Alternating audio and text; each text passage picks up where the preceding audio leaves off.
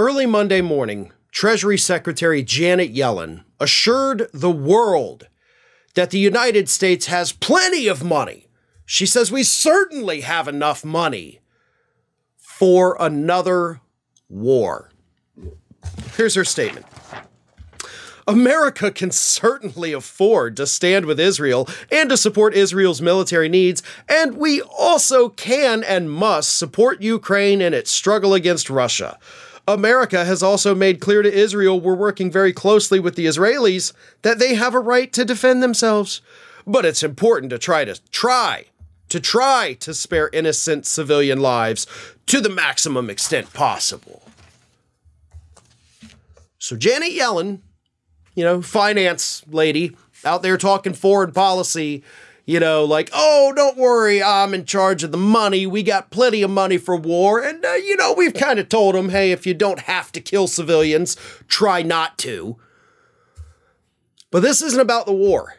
This is about the audacity of that statement, which might be one of the most disgusting things I've ever heard.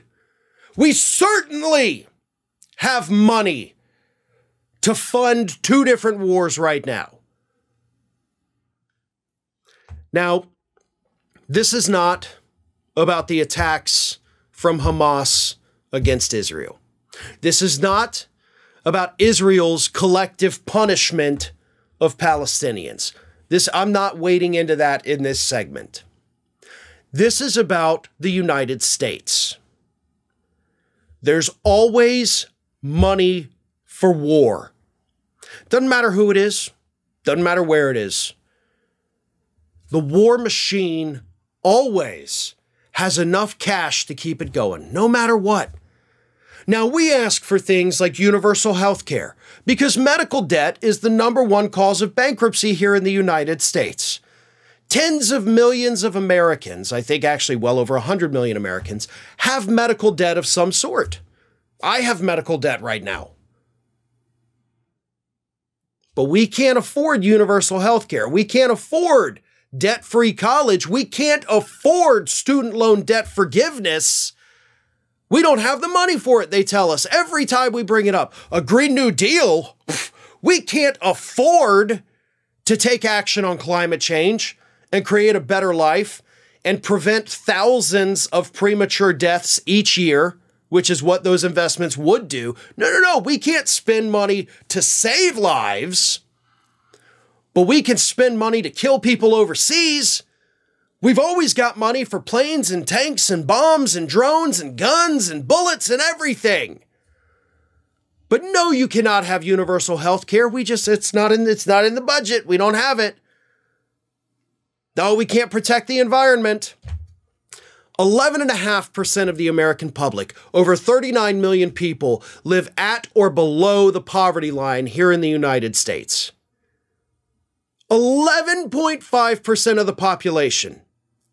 Student lunch debt is a thing in America. And we are constantly told that no, we can't afford to give kids free lunches.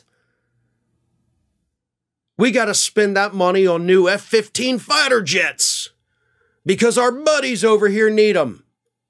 Ignore the human rights abuses of the people we're selling weapons to, whether it's in Israel or Saudi Arabia or wherever. We don't care about their histories of doing those things. We just want the money because we love money and we have lots of money to do these things.